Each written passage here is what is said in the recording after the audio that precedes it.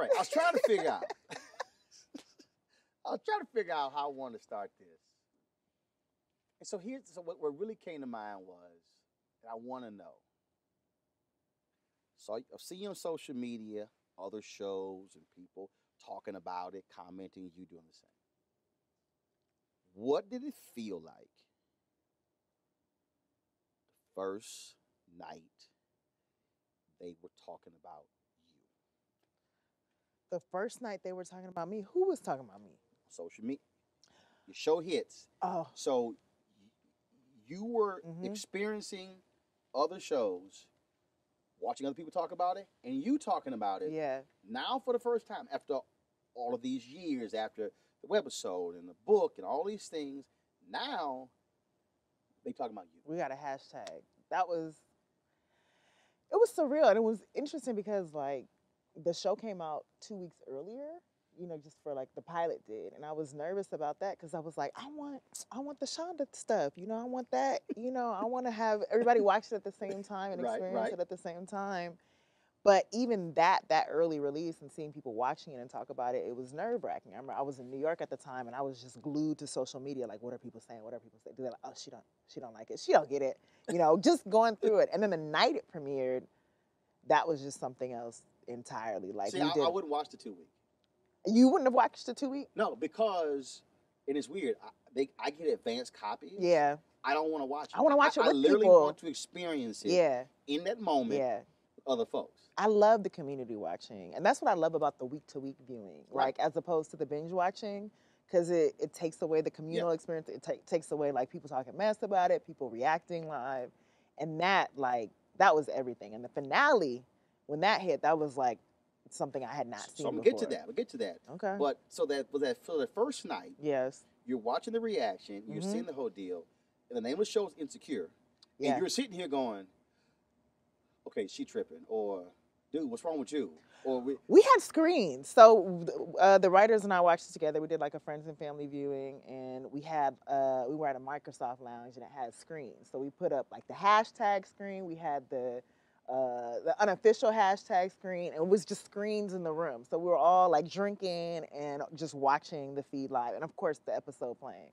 So it was just like you just got to see people's reactions in real time, and them either loving it or being mad at characters already or cringing with us or sometimes clowning or disliking it. But it was just cool to just be able to see people react to the show live, and to think of how long it took to get there. It was just so satisfying. And that's why I think what I often focus on. I said this when I talk to Common. Mm-hmm. I said it amazes me when people, and I experience it as well. Like, oh man, you hit it. And you go, oh, I don't think you understand. This thing started 34 years ago, 14 years old, communications high school. This wasn't, it's been a I journey. woke up. I talk about all the time, Bishop Jakes. Folks like, Bishop Jakes, and he's preaching to all these different people. I'm like, no. I need you to go back to West Virginia. Yeah. He was digging ditches. And so, do people really? So for you, how do you get people to understand that this was a grind? I let them find out. I'm not mad at people thinking that it's just an overnight, situation that happened or overnight success. If that's what you need to believe for you to do this yourself and for you to have the feeling that it's attainable for you, then great. Like I don't ever feel the need to tell people like, oh, this is what it's taken, unless you ask or unless you question. Like right.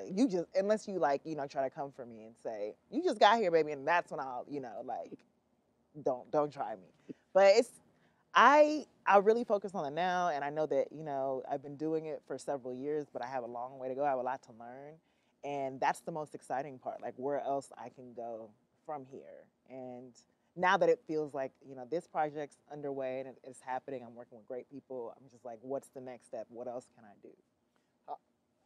Talk about the importance of right place, right people, right time. That is everything. Because this wasn't your first network deal. Mm-mm.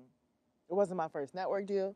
It wasn't my first web series that popped off before the network deal. Like, it's always I'm very impatient and I can be impulsive. And so when things don't align with my timing, when I think they should happen, I get frustrated. And it's taken me so long to realize, like, just what you said, there's a time for everything. Sometimes you could be prepared all you want, but it's just the opportunity isn't there. Or sometimes you can plan and do all the things right and still get rejected. Someone might not understand your vision.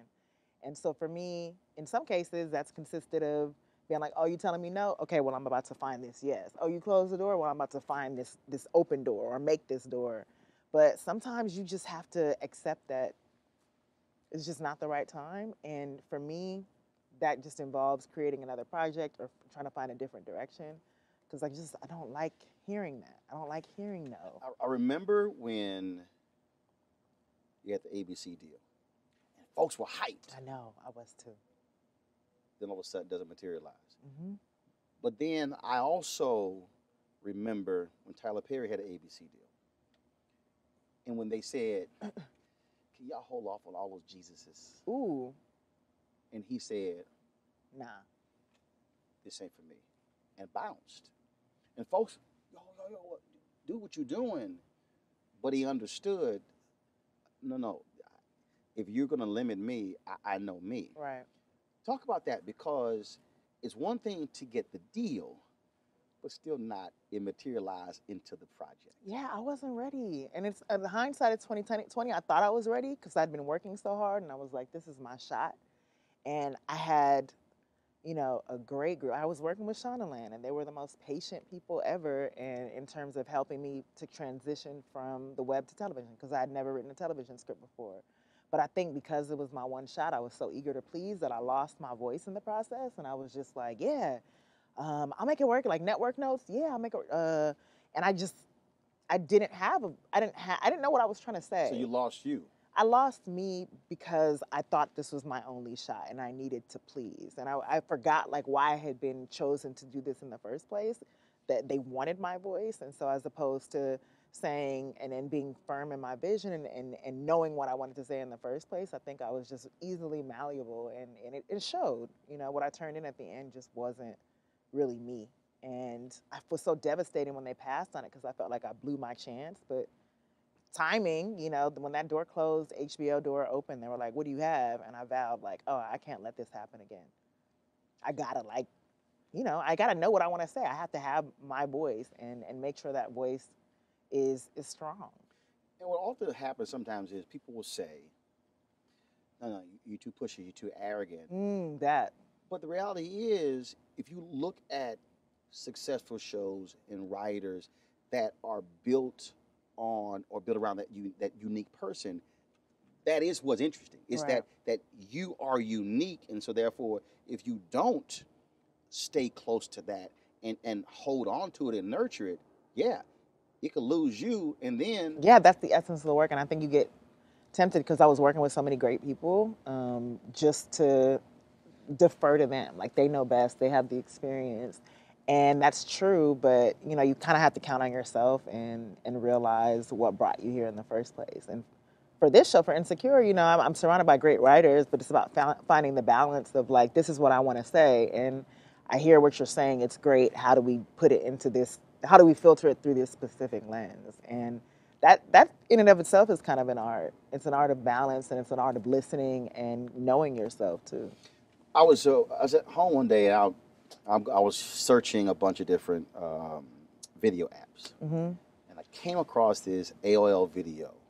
I think Baratunde. Oh yeah, did a piece on you. Yes, and so I'm sitting there and I'm watching it, and it was interesting because I had previously interviewed you at an ABFF event and watched other different pieces, but it was interesting watching that and you talking about how you leaned on friends and other folks and how it was it takes a village to make a show thing. Well, all y'all was sort of in that same boat. It was kind of like, I'm trying to do my thing writing, I'm trying to do my thing lighting, I'm trying to do my thing directing. Well, we all try and do our thing. Why don't we just do something together? Yes. That's so real though. Like one of our other writers, Amy Aniobi, was talking about, like I was listening to one of her interviews and she was like, we have a tendency to try to like, when we network up. And it really is about networking across, like who's next to you, who's struggling, who's in the trenches with you, who's just as hungry as you are. And those are the people that you need to build with. It's not about like finding, hitting up, like calling Tyler Perry, like, how can I work with you? Calling Ava to be like, how can I be on? It's about calling your college mate. It's about calling your coworker and saying, hey, you trying to do this? I'm trying to do this project. And literally every project that I've done, every friend of mine has been in some way, shape, or form because I needed them, because they were just down. They didn't, they're not even part of the industry in many cases, just to help me make it work. And I would do the same for them in a heartbeat. It's just about, I guess, passion and hunger. And again, I'm thinking about watching that it's probably about 5 to 7 minute piece. When you thinking about that whole process, do you think that made you even more creative? Because not only were you trying to do the work, but you're trying to convince folks and you're trying to see, well, how can you fit in? How can you fit in? How can you? Because at the end of the day, you're trying to actually take this idea and bring it to life.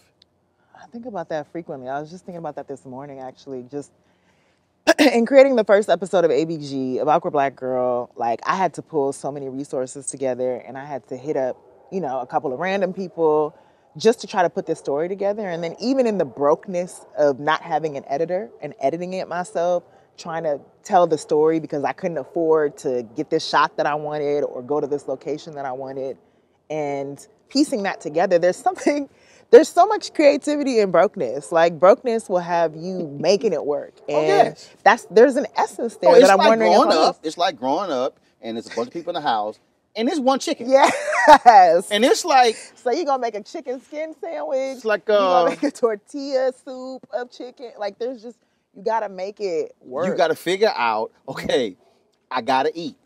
I got to figure out what I'm going to do with all this to make it. And that's why I raised the question about the level of creativity. Yeah. Because that's what you have to do. It's lit. As I sit here, I can imagine you going through one of these projects and it's kind of like, okay, we don't have quite the industry lights.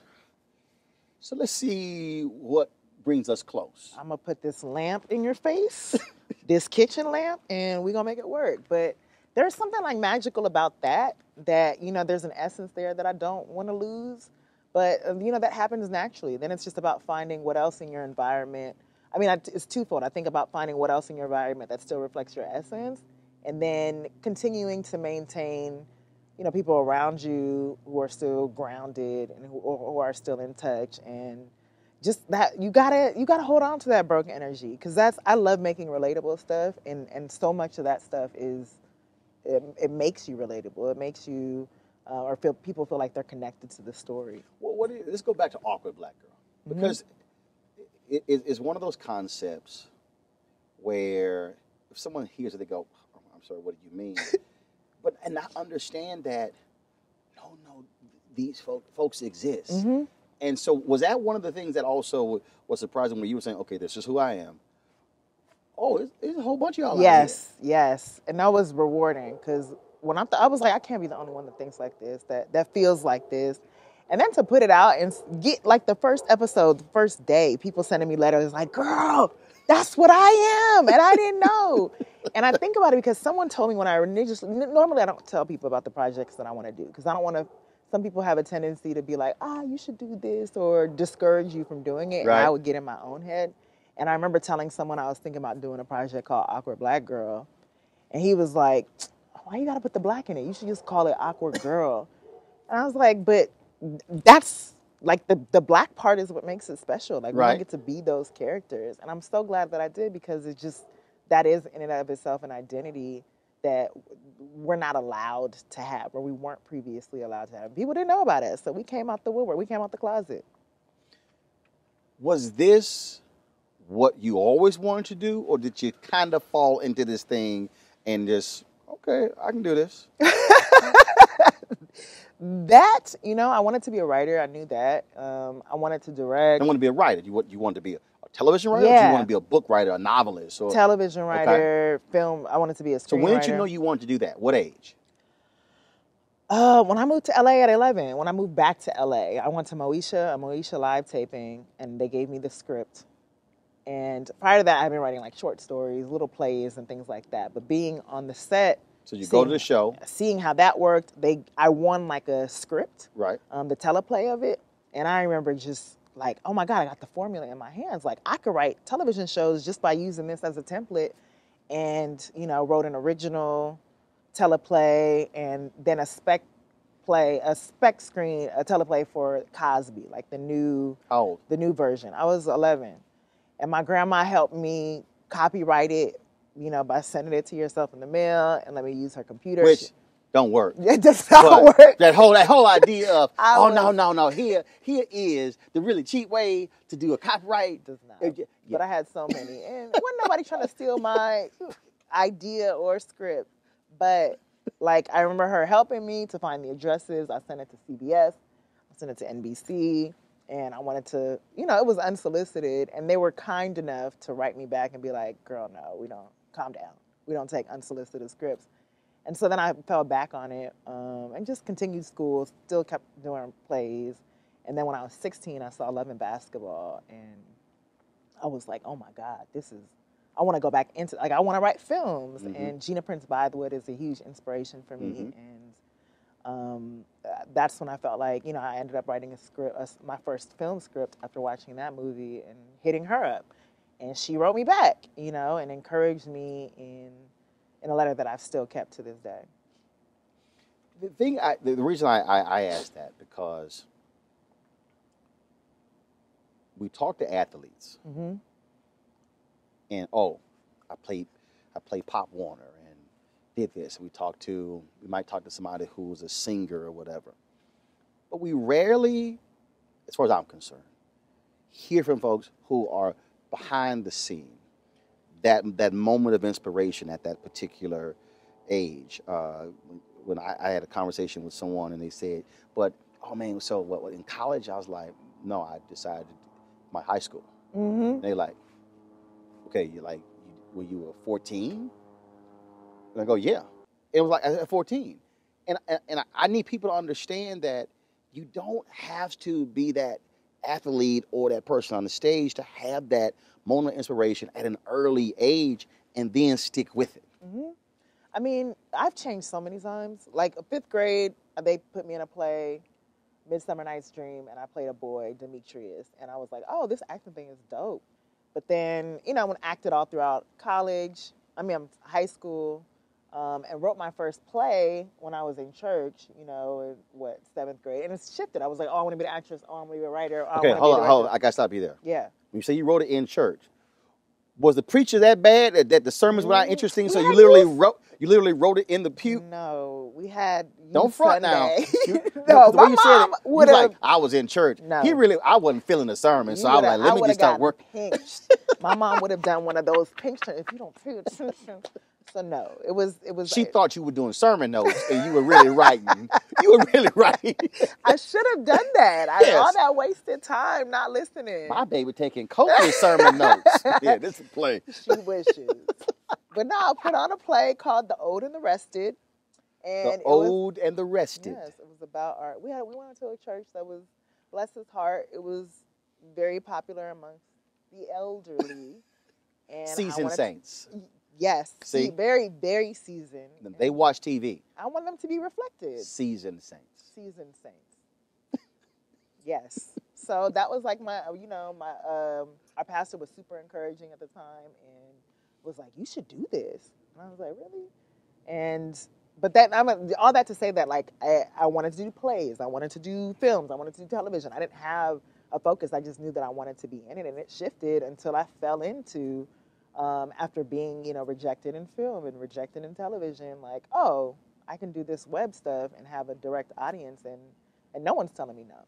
So you were writing, but what about the shooting part? I mean, was that learning on the fly, and was that because when you were doing the webisode, you were doing everything?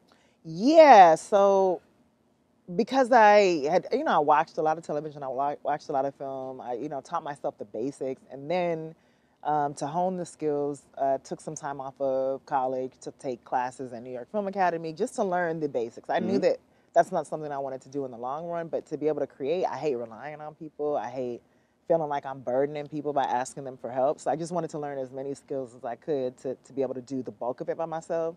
And then, when people see that you're serious about something, when people see the work, then they volunteer to help. They say, hey, if you ever need somebody, you could use me. And so I allowed myself to get to that point so that people were reaching out and saying, and offering their own services. So I didn't have to feel bad about, hey, can you come do this for me? Can you come and edit and shoot this?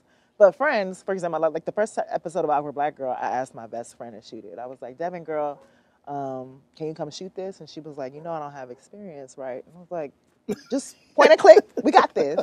And we did it. As long as you keep the head Just inside the box, we're good. And she did a great job. How long did that last? How many episodes did you do? How long did you do that? For Awkward Black Girl, we ended up doing 24, 2 seasons. Yeah. 2 seasons. And then you transitioned to what? Then I got the opportunity with ABC, and then that did not happen. And then and then HBO called and asked me to pitch something to them, and that's where Insecure came about. Now, how long was that process? Because that's the other thing.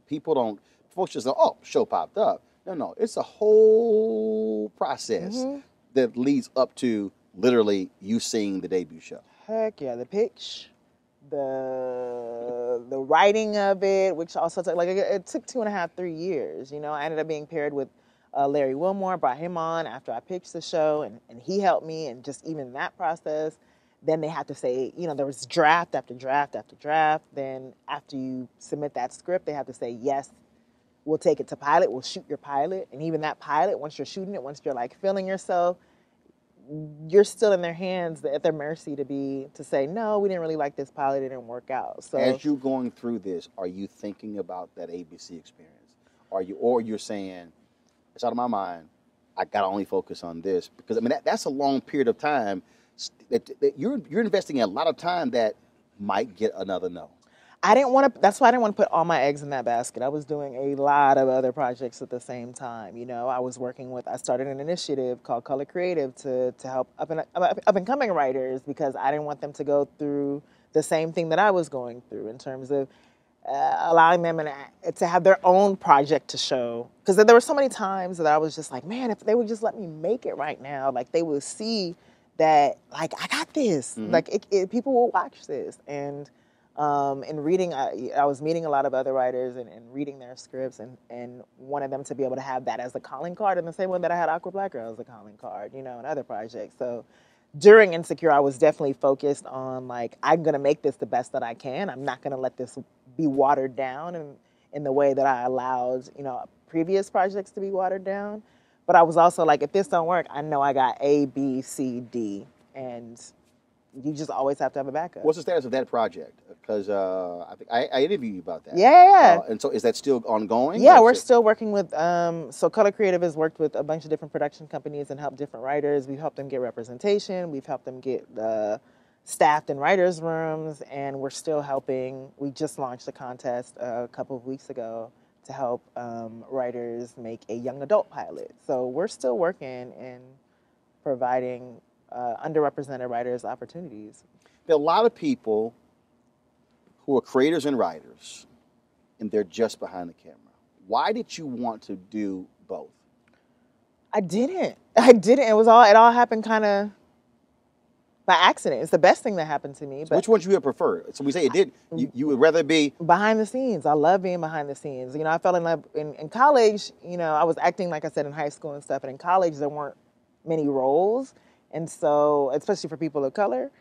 And so I was like, let me just create a play. I'm going to adapt Spike Lee's School Days. I want to direct it. I'm going to produce it. And I fell in love with that. And then I worked with actors who were actually great. And I was like, oh, maybe it's a good thing I'm behind the scenes. This is so much better. And then forgot about that. And even in creating web series, I created 2 web series before Awkward Black Girl, and was, shooting and editing those projects. And I wanted someone else to play the role of Awkward Black Girl. But I came up with it when I was on the East Coast. And she lived in D.C., I lived in New York. And I told her about it, and she was like, yeah, girl, I got you. But I never executed the project until 2 years later when I moved back to L.A. And I remember hitting her up, girl, I still want you to do this. Will you be in it? And she was like, girl, I'm in law school.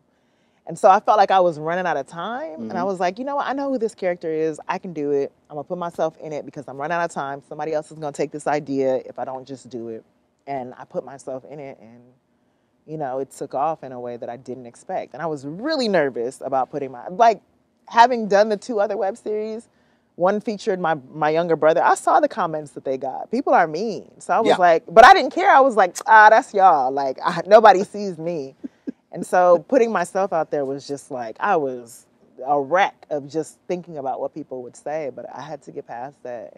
And part of the thing when you're on front of the camera, you have to be concerned about folks are going to comment about everything. Yeah. Your hair, your makeup, Yeah. your clothes, insecure. You're sitting here, y'all in bed, you're undressed. They comment on the bra. Oh boy. They comment on the shoe. I mean, and you going, can you focus on what? I know. Can you focus on what we wrote? And you tripping on my fingernail polish. Yes. Yes. But it comes with the territory. And I was one of those people. So I can't be mad at that. Like I was an avid hate watcher. And it wasn't until like I got up there and started receiving it where I was like, whoa, I would never do this again. I have a new sympathy for people. But it's just, that comes with the territory. Some people, for the most part, and you know this, people are nicer than they are mean for the most part. Mm-hmm. Like people want you to succeed. They want to enjoy your stuff. And if you don't give them a reason to hate, then they won't hate you. But they're just, of course, a select group of people who just are haters, who are mad, or who love to laugh at people. And that's just what they do. And it's fine. But do you now have to care about things that you otherwise would not care about? I mean, I'll just give you an example. So Henry, who works on my show, I always include him in these stories because I always talk about him like a dog. So Henry, I'm always killing Henry on some outfit he's wearing.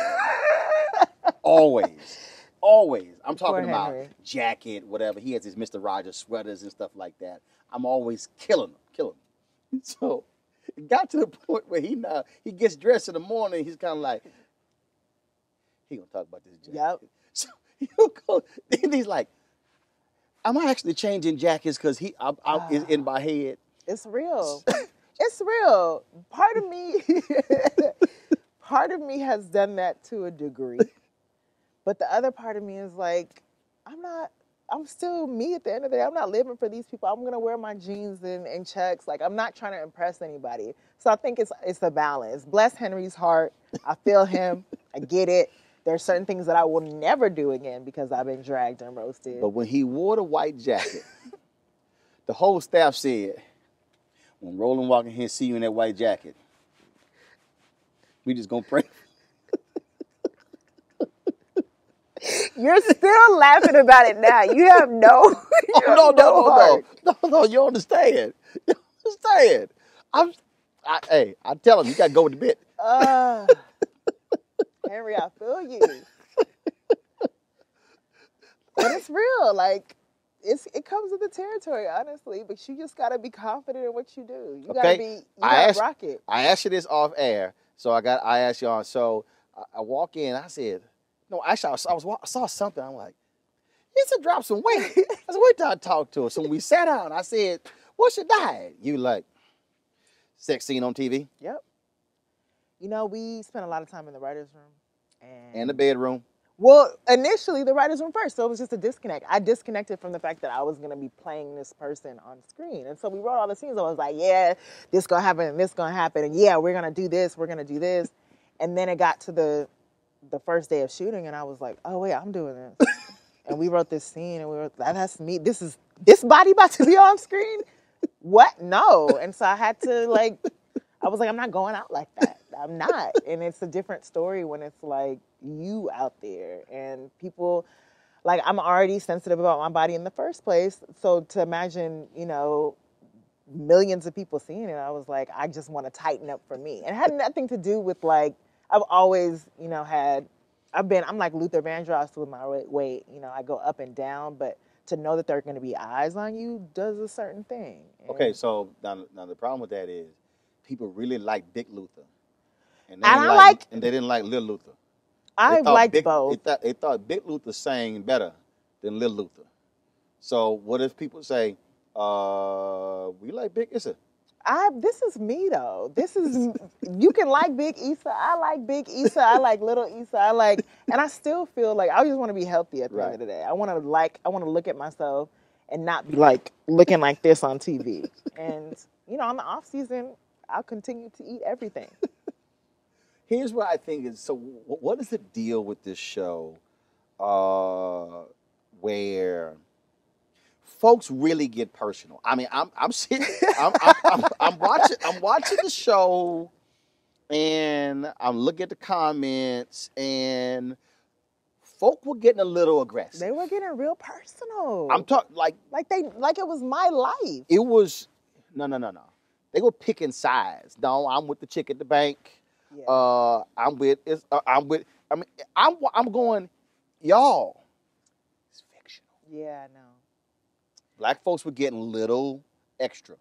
But I loved it so much. Part of me, when they started getting personal, when people were calling me all type of B words in my mentions and the cheater, like just coming for me, I was like, hold up. But I didn't help the situation by also calling the character Issa, like we share the name, and that was a big mistake.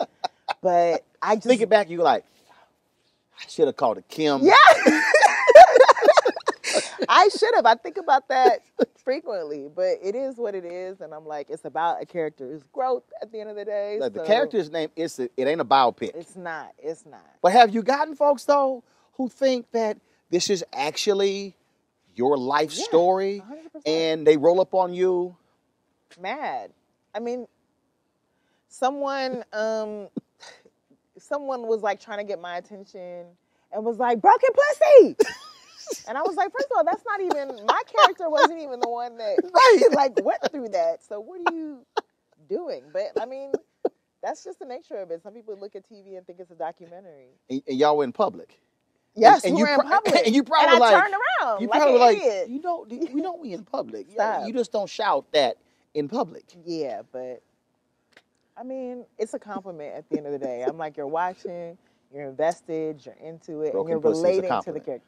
No, that in particular was not a compliment, but he was watching. Gotcha. So I'm happy. And the guys getting invested was the best part and the biggest surprise to me.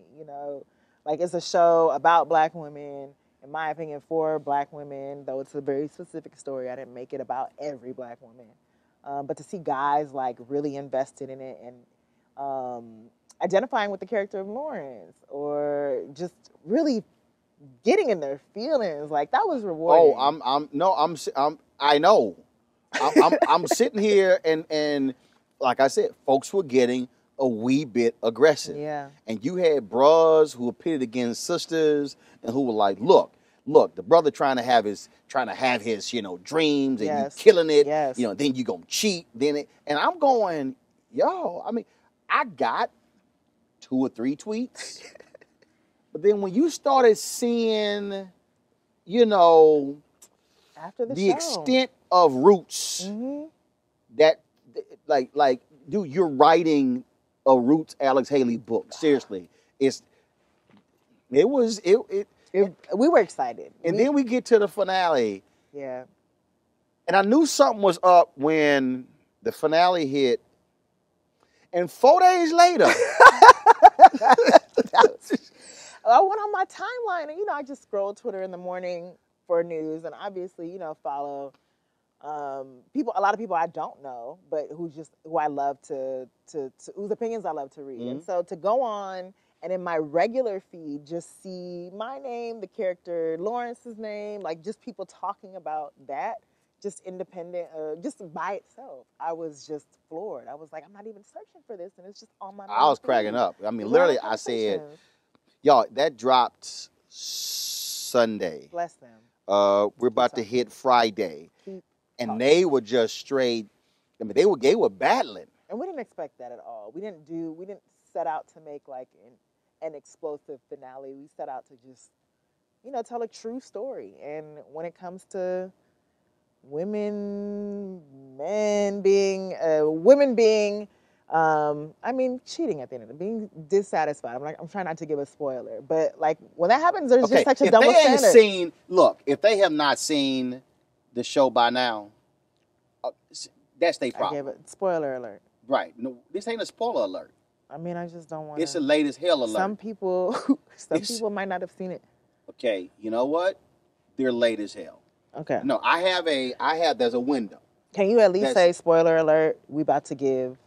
No, because there's a window. You one of them people. No, there's a window. There's not a window. There is. You get at least a year in the new day. There's too much television to watch. No, it's not too much television. There is too much television. A year's too long. I'm sorry. Because what can I spoil for you right now? That's a window. Go ahead. Here's what you can't spoil it for me. Because you know what? I'm gonna watch it and enjoy it like you ain't say nothing. I can't even think of it. I can't. The Americans. I ain't watch the show. You should watch the show. Okay, I'm a little busy. We're digressing. I'm a little busy. Watch it on the plane. You on the plane 24/7. You got that's at least 2 seasons of a show. I sleep on the plane. Okay, fair enough. I mean, because when I'm off the plane, I'm working. So I mean, I have it on my list of things I would like to get around to watching. Like I saw a promo, and then I realized they were like, what was it, about season 7, 8 by now? It's very relevant for what you do and what you talk about. So I mean, I was kind of like, I want to check that. Then they said, oh, this is season 5. Oh, season 4. It's only 4 seasons. Hell, I got to catch up 3. At least it was season 2. I can catch up. But that was, once you get past 3, that's too much backtracking. I got to do. Don't do it. It's only 12 episodes, 13 episodes. Anyway, I'm just saying. Right, I didn't bring it up. I was very excited. I'm trying to focus on your show.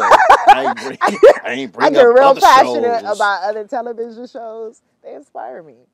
So you think there's a year's time before we can talk about the show? I want people to just, I don't want it to spoil it for people. I want people to have their own experience. Okay, but isn't that a problem? Okay, isn't that a problem when we try to have a conversation? Because you're at the dinner party and like, no, don't say that. I didn't see it. And so now it's 6 people at the table who want to talk about it.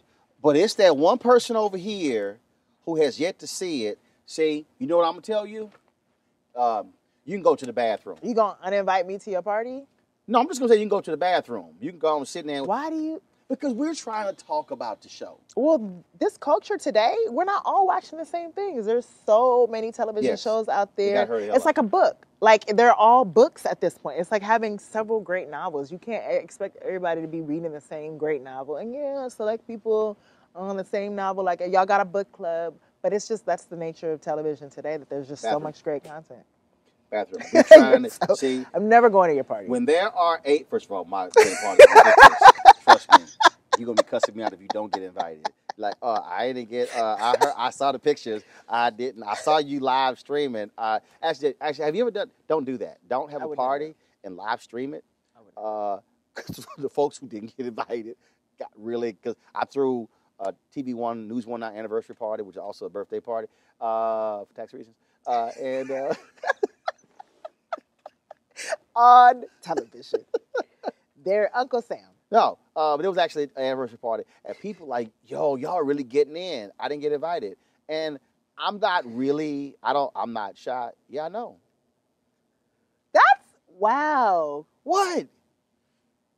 But no, I actually do hate it when people do that. They make it uncomfortable for you to be like, oh, you couldn't invite nobody. No, I couldn't. I respect that.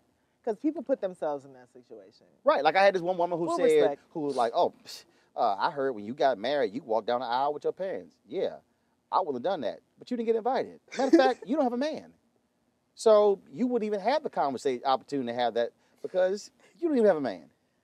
Roland. What? You don't have to call everybody out. You don't. No, you don't have to call everybody out. So here's the deal. Okay, I have a show. Mm-hmm. You know what that show is called? No Damn Filter.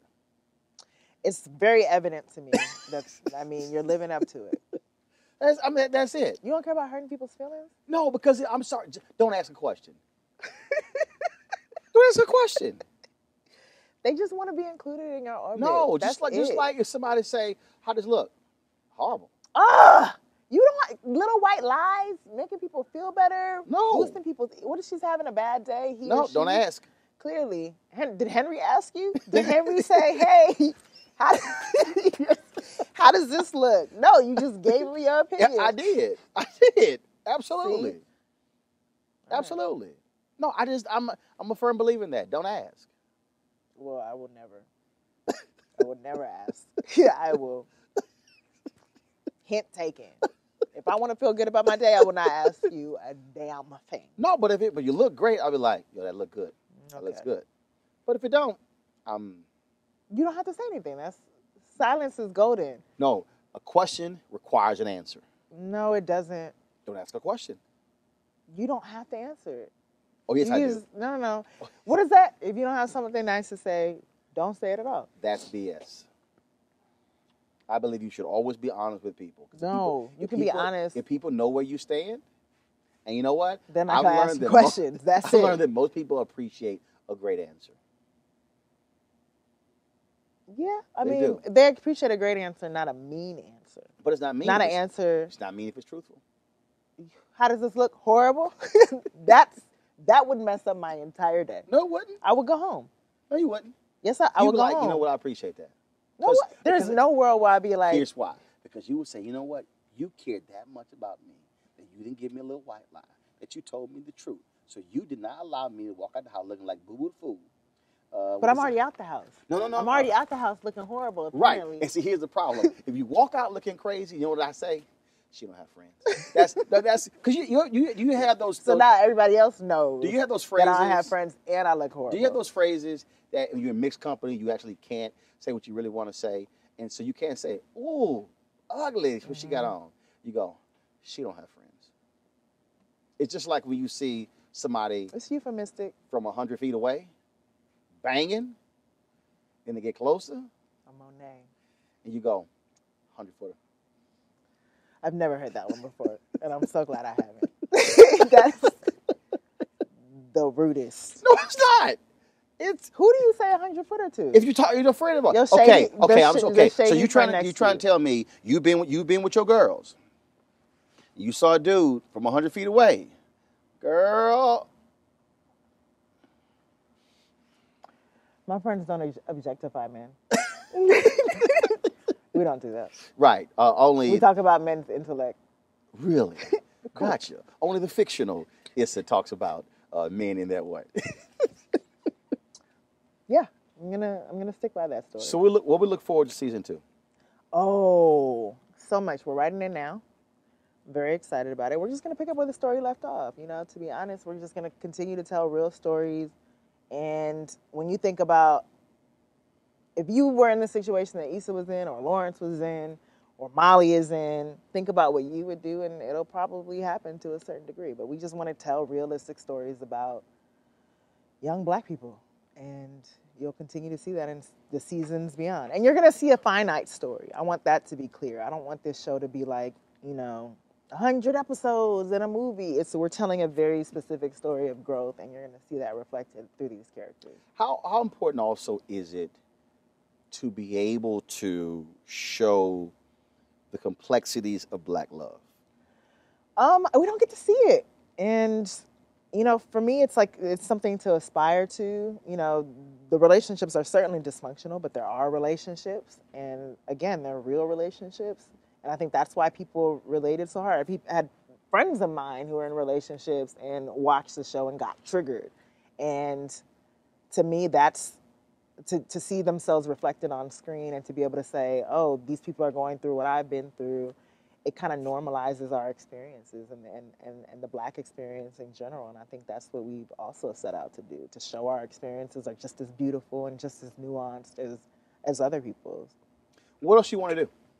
Everything, dude. I want to do more stuff behind the scenes. I want to explore other mediums. I want to, of course, go into film. I want to go into, I want a studio at the end of the day. I want to, Oprah's a role model, just for all that she's done, but I want to do it behind the scenes and in front of the screen. Who knows? But I feel like the possibilities are endless. What does it mean for you? You mentioned a little bit earlier to be able to partner with Larry Wilmore. Oh man, he's a legend. He's really had a footprint, and what I respect the most about him is just how willing he is to just throw out the book.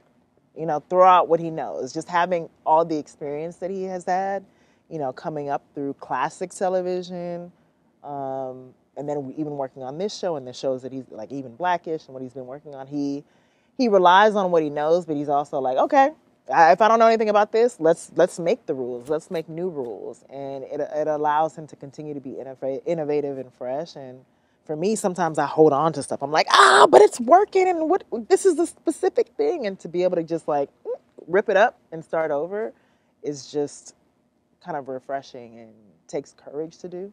And that's the courage he definitely has and has passed on to so many other people.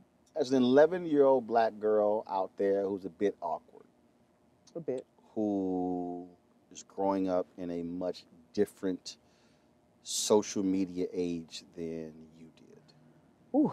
what do you say to her who is being told by friends, who's being told by family, I'm not quite sure you really should focus on doing that? Shake the haters off, girl, because you got this.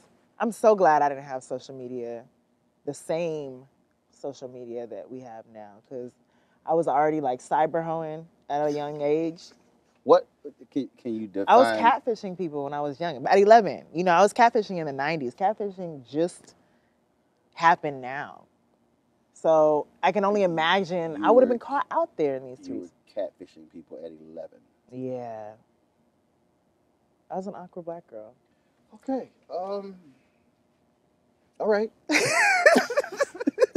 The judgment is palpable. Wow. But, you know, I made it out. Okay, so what? So I'm here. So since you were cyber hoeing, so what was your most creative catfishing thing? I'm not doing that. I'm not. No, were you like a 34-year-old? I was a 34. I wasn't, no. longshoreman from Boston? 19 was like my sexy age. Okay, all right. At 11, I was like, you know, people would ask me ASL, age, sex, location.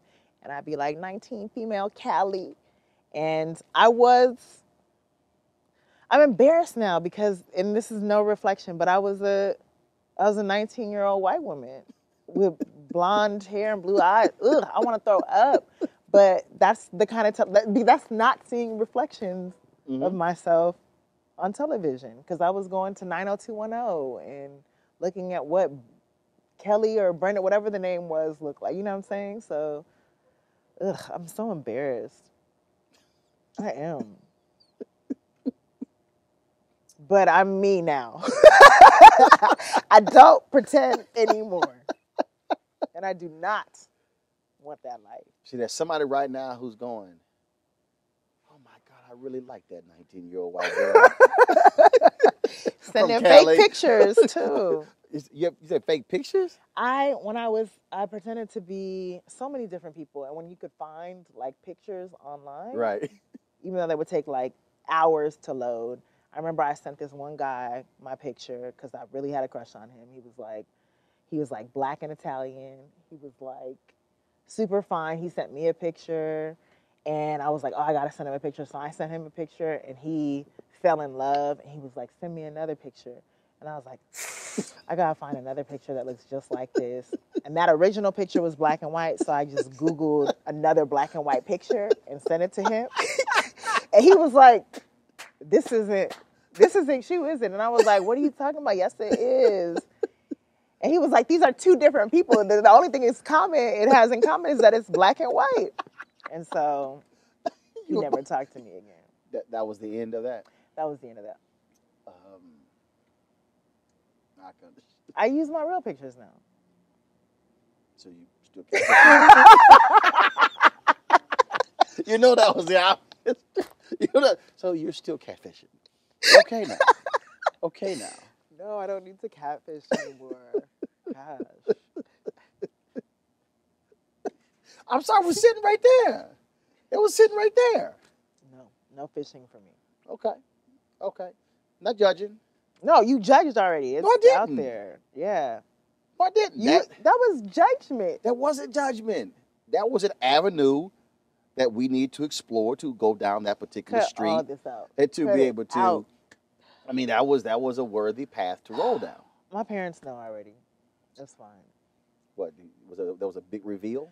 Yeah, I mean, you know, when you're younger, you explore online. You don't know that like your parents might be internet savvy, so they were hip. My dad especially was just hip to all of that, and they were afraid. Like in the '90s, that's when To Catch a Predator, like Right. people, that was like their pedophiles just had it made then because they were just picking kids off, so they were just worried, and they rightfully so. I'm so glad See, I didn't go to meet anything. I got busted with a letter. What? What? I got busted with a letter. A letter of what? No, I was I 16? Like a love letter? No, I was I was a high school sophomore, and so I was in this organization. It's a church organization too. So we actually went we went to Beaumont, Texas, and we had a meeting, and so several of us we went to the mall. So that was his sister, who was fine, bow-legged. Okay, at the mall, That does not go hand in hand. no, she was fine and bow-legged. And so she was a college student. She was a college student and was really feeling the brother. Now, she actually thought I was older. I did not see the need at the very moment to actually. You're a liar. No, I did not lie. You admitted the truth. No, I did not admit the truth. The question was not properly phrased for me to answer correctly. I can't. And so I began to correspond with her, and wrote several letters, and then she called, trying to figure out next time I was coming down on Beaumont. Dad was like, who? But see, here was the problem. See, here's how it got busted. See, the problem is she's working at a department store. Wait, your dad opened your mail? Where did he see Oh, it? no, let me explain something to you. Daddy was real clear.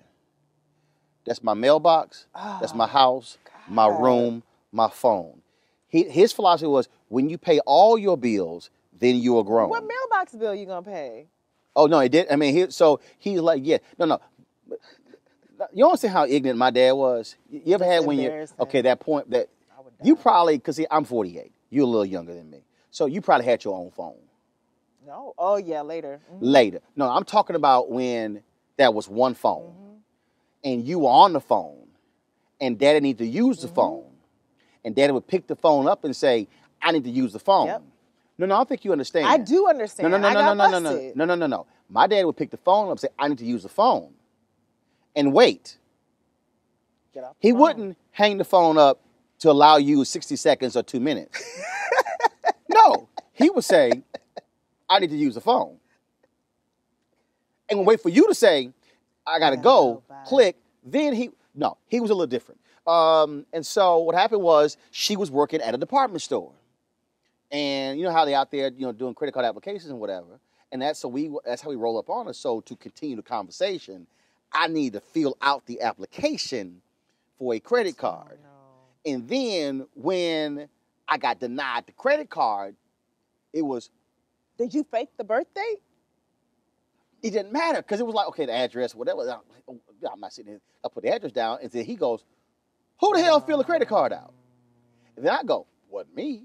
And then, well, who? See, and then the story began to unravel from that point right there. And then that's when he discussed, how old is she? He had a little issue. Man, Did she ever find out? oh, no, he made it. Yes. From him. He put salt in your game. Baby, you can't call here anymore. Oh. My son is. I'm like, bruh. I mean, I bet she would shoot her shot right now. Huh? I bet she would shoot her shot right now. Too late. Too late. Good man. Wife Good was an ordained minister. She hit with some prayers. I don't think Good I don't think you want to hit somebody who can pray. Right. I bet she's with a younger man right now that you might have opened her eyes. She figured out what she really liked. Yeah. So that was so. Yeah. So that dad shut that down. That wouldn't have worked. Oh, they're good for that. Parents do not care. No. My mom caught me on the phone, because I remember we used to use, I don't know if you had, the sexy phone voice, and I don't know if you ever, Right. Had that. Had the voicemail going? No. Yeah, when you had the voicemail, like you would play the music and then you put on your, hey, you reached. So my mom caught me using my middle school sexy voice on the phone by picking up the phone, saying, who are you talking to? And just humiliated the hell out of me by telling, like, you can't call my daughter anymore. And that's just what parents do. Parents throw all kinds of salt in your prepubescent game. So I see a potential show here About tormenting parents or kids who have to just the constant abuse of parents. That. But you have to take. What are they gonna do? Retaliate? You really? It's a rite of passage to just take your parents' shit. Ooh. That's we got bleeps. No, Great. but that is true. Actually, you know what's so cool about this is because then you also, as an adult, you have stories that you then tell. Oh yeah. That everybody crack up about. Yeah. Like Henry. Yeah.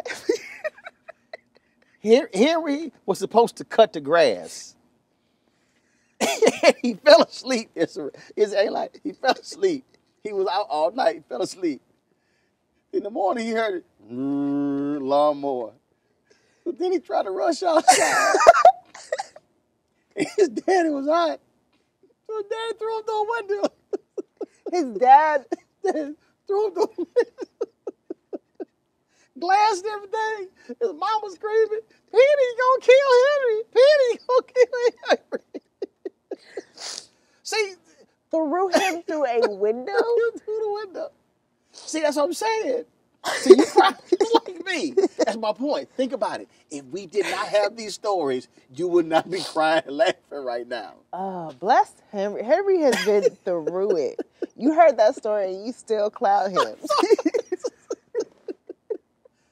That's the beauty of imagine. You know what? Imagine. Here's the song. I think that show You're is. rude. I think that show is. We just get a camera and we just put a group of different black people together every week and to tell their stories of just Trauma. yeah.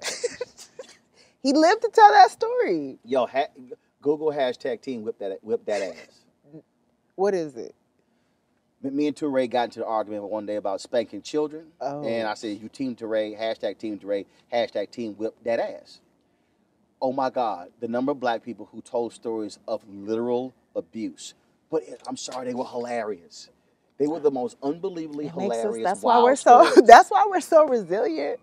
That's it. We don't have a choice. We got hung up on. We got busted. Embarrassed, We thrown got through embarrassed. windows. Yes, all of that. We're the best though. Right. Well, this interview was a bit awkward.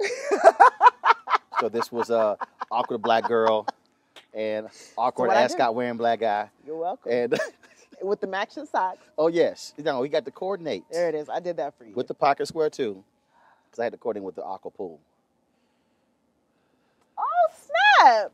Girl, come on. Welcome to my house. Thank you. I'm glad we can take a swim afterwards. Actually, it's 84 In degrees my too. pool.